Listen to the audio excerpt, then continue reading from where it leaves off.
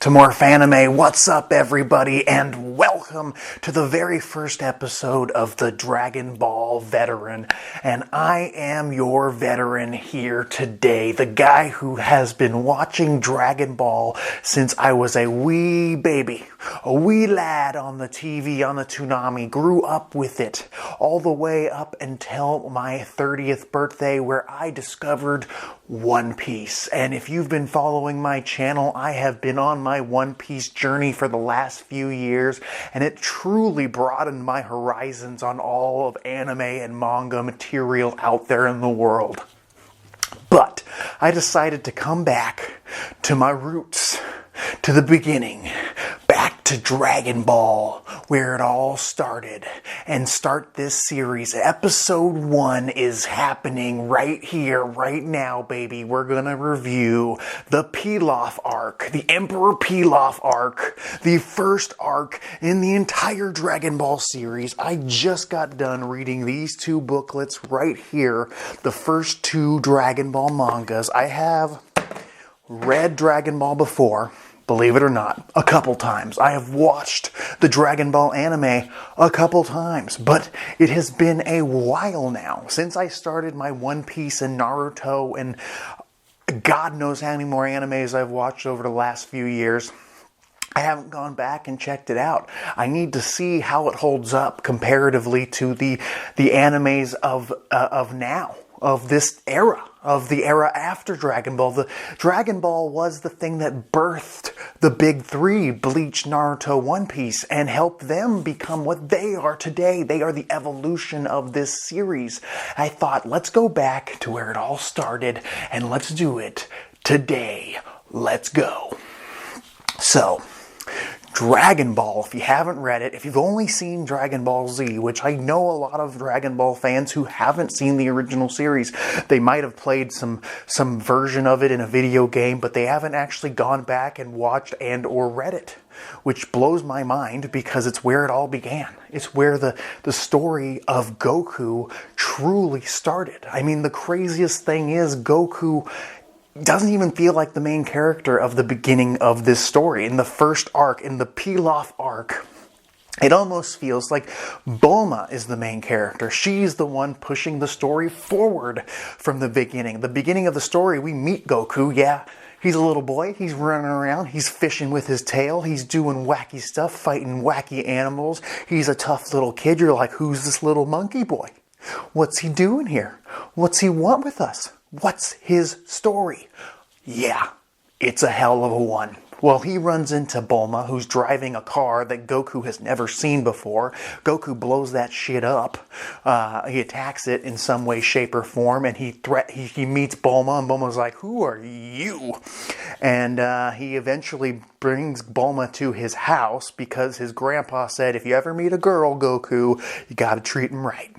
Brings him in, and she noticed that he's praying to his grandpa, who is dead, Grandpa Gohan, where Gohan, the main Gohan we all know and love, got his name.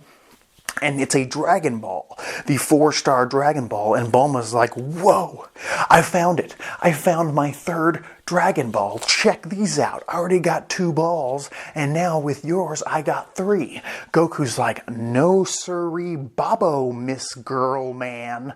You're not taking this ball. And eventually Bulma, Bulma.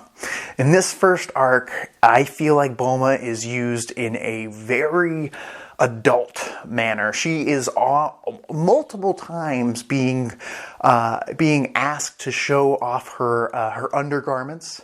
She is multiple times flashing other older men. Both her groinal area and her breasticles are being flashed left and right. Like, you literally see nipples in this manga, which blew my mind because I was like, this was designed for children in the 80s. You know, people give One Piece a lot of shit for the big well-endowed women, but no way, Jose, would I ever hand a Dragon Ball manga to a 7-year-old with what I saw in this first arc. It is a 13 and up for sure, especially in this first arc. I mean, I almost would suggest people do start at Z and go back to Dragon Ball so you kind of understand what you're getting into, because it's more mature than you would actually expect, but also goofy and childish in the weirdest ways. So Bulma decides to recruit Goku because she realizes he's kind of a dumb boy. At least that's what she thinks. He's not the brightest, but he's smart. He's good at fisticuffs. They go off. You know, they get into wacky adventures. They fight one-off villains, bandits, giant dinosaurs, and whatnot, because anything can happen in Akira Toriyama's worlds.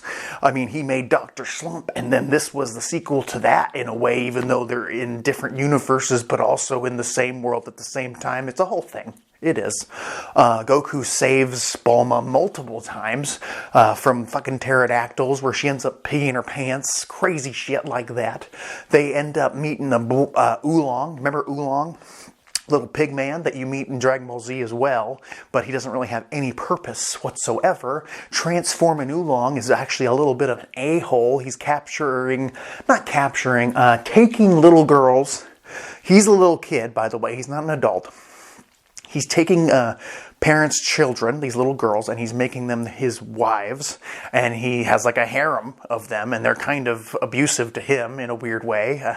He's transforming. He tries to fight Goku, and Goku immediately shows him, I am not someone to be trifled with.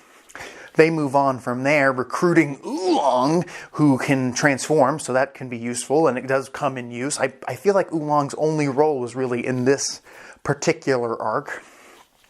They go on into the desert and they run into Yamcha. Meanwhile, they are gathering the Dragon Balls one at a time pretty quickly, surprisingly, in these first few chapters, chapter 1 through 23. They run into Yamcha, who he's a desert bandit. Him and Puar. You know Puar. This is the only time Yamcha has ever looked like a threat, I'll tell you. He fights Goku, and he's actually doing pretty well until we find out that Goku was hungry the whole time. So if Goku wasn't hungry, he would have whooped his absolute ass. And then they fight again, and Goku's not hungry, and he does beat his ass. And every time Yamcha's about to do something cool, like the Wolf Fang Fist, Bulma shows up, and we find out that Yamcha's afraid of women. He's not like a pervert, but he's just afraid of them. He's just shy as all heck-a-roo. It's his biggest weakness. So he wants the Dragon Balls. He hears them talking about it. And he wants to wish for to not be afraid of women. And Bulma wants to wish for the perfect boyfriend. And it's kind of ridiculous if you think about it. You're like, how did this manga become popular? How did it grow from this arc to what it is today? The monster that it is today. The billion-dollar franchise that it is today. It's crazy if you look back at this arc to see where it goes. Especially since basically every character except for Bulma in this first arc and Master Roshi to some extent become irrelevant. I mean, Master Roshi is essentially irrelevant throughout the entire Z portion of the story and only gets a little bit of a renaissance in the Dragon Ball Super part of it. So he becomes irrelevant. The only two characters that actually do something from this beginning 23 chapters are Bulma and Goku in a lot of ways. Yamcha is there, yes, but he just gets his ass beat every time he runs into a problem. He's like the first one to go in and he goes, okay, I'm out. Goku, it's up to you. In a lot of ways, Yamcha was Goku's first rival, I guess, for a hot second. So Yamcha decides to follow them until they capture all the Dragon Balls, or find all the Dragon Balls.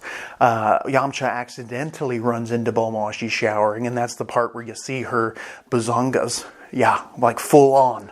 You see them both. Full on the panel, and I'm like, whoa, this is a hell of a manga. I think I skipped over this part. We also run into Master Roshi, who gives Goku the Flying Nimbus, another irrelevant thing that goes away basically after Raditz. The flying nimbus is this cloud that only the pure of heart can ride on, so you can guess that Bulma can't ride on that bad boy. Neither can Master Roshi. Goku is the grandson of Gohan. We find that out, and he is the former pupil of Master Roshi. Eventually, they run into the Ox King because one of the Dragon Balls is in a castle that belongs to the Ox King, which is on fire for some god-awful reason. And then the Ox King's daughter is Chi-Chi, who is a little girl about the same age as Goku, who's running around in a bikini. And you're like, why is this even happening? And then you see her fighting a dinosaur, while Yamcha's there just standing there going, how am I going to take care of this little monkey boy? He turns around and sees this little girl, Chi-Chi. She has this helmet on that has this boomerang-like blade. This is something I do remember, but I don't remember the brutality in which Chi-Chi does to this dinosaur. She flings this blade at this dinosaur's neck, severing its head. Then she fires a laser beam out of the top of her helmet. This is something Chi-Chi never does again. Never gets brought up again, but somehow does that. She fires a laser beam out of her helmet and chops this dinosaur's head off.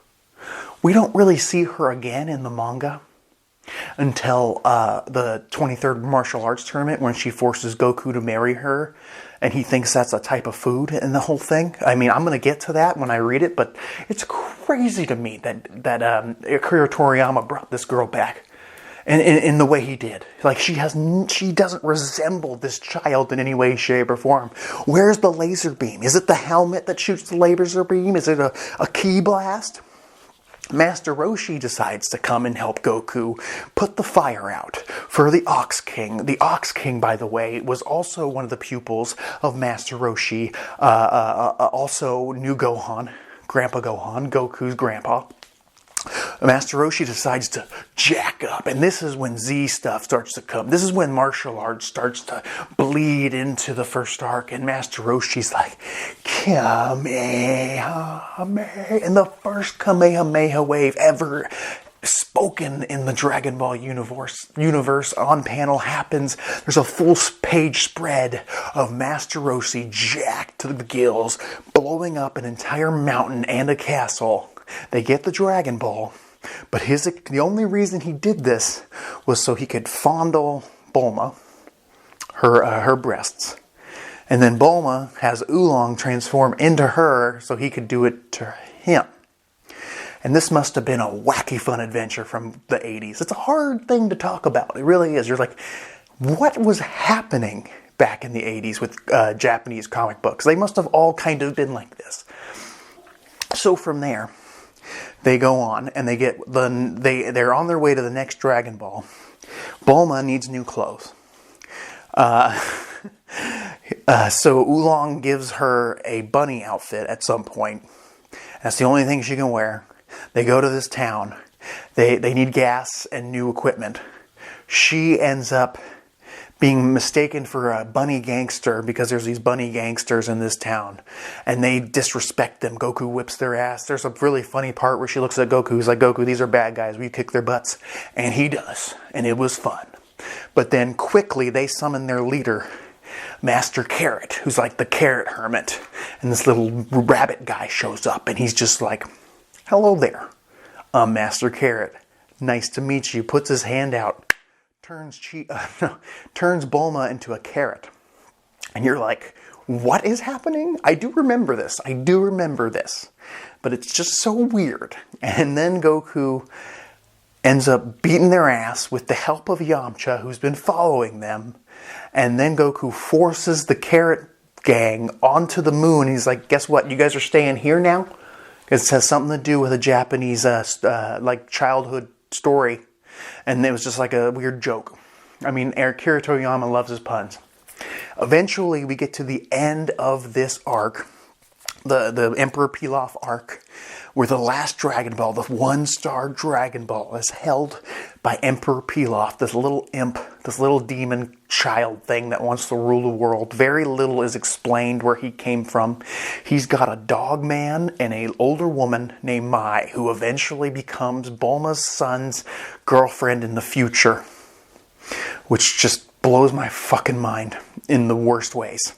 So this lady who's about Bulma's age is eventually going to be turned into a child in an alternate future, but also in our timeline, and probably will also date Trunks in that timeline.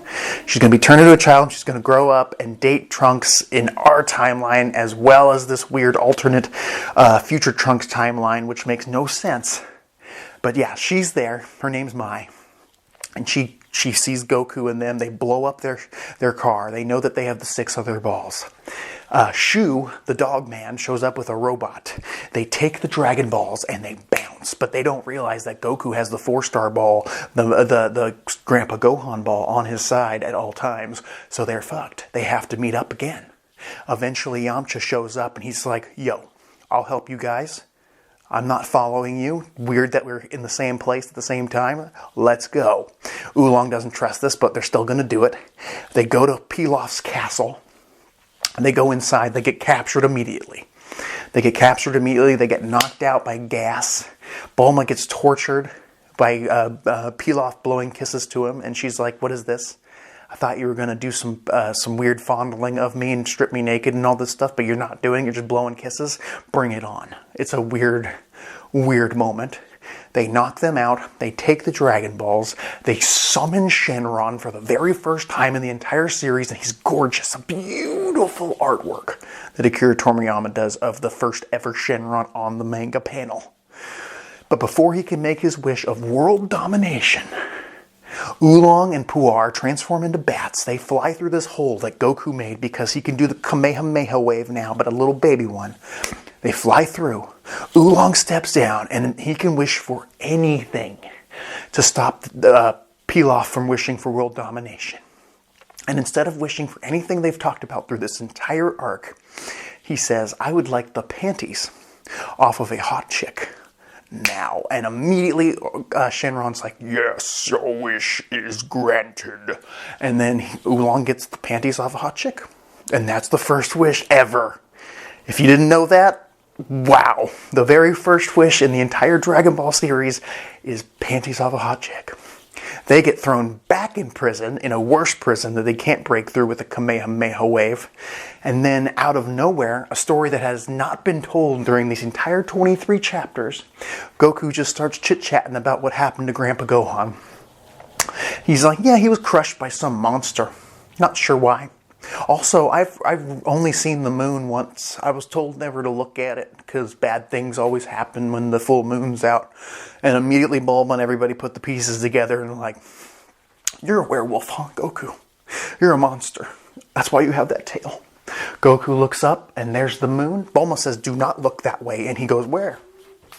He sees the moon and he instantly starts changing. He turns into the Ozaru monkey thing that we all know and love from the Saiyan saga and all that stuff. This is before we even know Goku's an alien.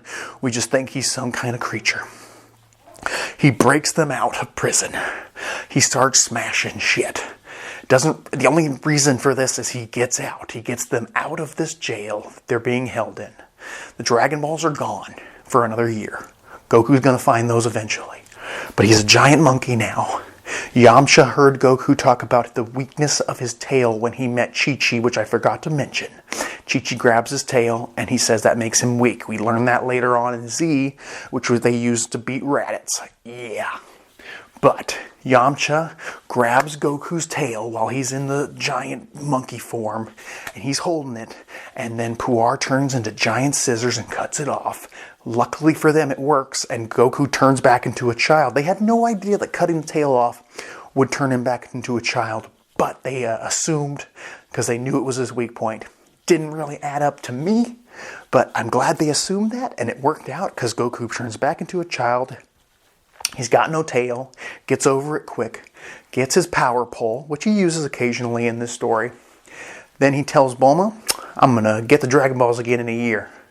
Because they're stone right now, as you explained. But for now, I'm going to go train with Master Roshi. Because earlier, when they took down the Fire Mountain, Master Roshi noticed how skilled Goku was and found out that he was the grandson of his former pupil. And he's like, you could be my successor. Come to my island, Live with me and I'll make you a man. And that's basically what Goku's going to do. He's going to head off, and the next arc is the first tournament arc in the entire series. One of the best tournaments in all of anime. The 21st tournament. Probably my least favorite tournament, actually, out of all the ones in the original Dragon Ball series. But we're going into that next, people. We're going in to the 21st tournament ever. Yeah, and you know who else is going to be there? Jackie Chun. Krillin hasn't even made his debut yet. Yamcha's been walking around. Oh yeah, and then Yamcha and Bulma decide they don't need the Dragon Balls. No, they're just going to date each other. Great. Great for y'all. Oolong, who is now irrelevant. We will never have him do anything of purpose ever again. He'll be there to cheer Goku on. He's a buddy, he's a friend, but he is irrelevant. Same with Puar. Pretty much irrelevant, except for maybe some filler in the anime. They might have done one or two things, but those characters are going to be in the background from now on. I hope Yamcha likes to have a little bit of the spotlight, because he's gone there. He's on that way too eventually. He's got a couple more highlights coming up. I know that for sure because I've read and watched this series multiple times. But wow, it was a hell of a journey going through the first 23 chapters. A lot of it felt like filler. A lot of it was not that exciting. A lot of it was just kind of like showing us who Goku is, and that's great. And making Bulma a teenager, a weird sexual object for the entire 23 chapters, kind of pointless to me. Didn't see the point in that. I thought she was going to be more important. I thought she'd use her science more, but that must come later. But really, she does nothing here. And after this, we're going into the tournaments. So Bulma doesn't really become really relevant again that I remember until we get to the Namek arc, which is nuts to me. Because she's like the Nami of this series. She's the Sakura of this series, and she's kind of made into a afterthought. But this is the arc that feels like her arc. This is the arc that felt like her adventure to get a boyfriend. Did it lead to that? Did she get her boyfriend? Yes. Did it involve the wish? No. Did she have a great adventure with Goku? Yes. Did I enjoy rereading this? Yes. Will I reread these 23 chapters again anytime soon in the next few years? Probably not. This could literally be my last read of this first part of the Dragon Ball series. There was a part when I was reading the weird Master Carrot part, and I was like, I kind of want to read something else. But I said, nope, I'm going to push through this Pilaf arc. I'm going to push through it. There wasn't really a through line of a villain that kind of kept me intrigued. I knew it was just a bunch of wacky adventures. I mean, Yamcha's little battle with Goku was fun. Master Roshi going all yoked out with his first ever Kamehameha wave in the manga was dope. Be great if he got a little backstory flashback like in One Piece would give any character.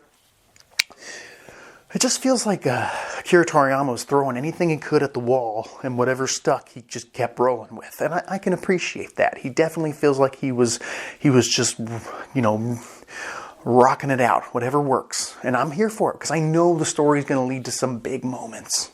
And some major characters are coming. I mean, my favorite character hasn't even shown up yet. I like Goku as a kid, I do. I'm excited that we're getting into the tournament next. Pilaf was a terrible villain. I mean, he's a joke villain. We all know that. There was not really one enemy in this arc that was a challenge to Goku. And I don't think he's going to have one until he gets to Jackie Chun at the end of the tournament that's coming up. Wow. Just a little comparison here before I end this video. I would say that Naruto and One Piece 2 series I absolutely love and have consumed multiple times. I feel like they started off better. They started off more exciting. They were more fun. I would say that maybe Naruto has the edge over even One Piece in this aspect.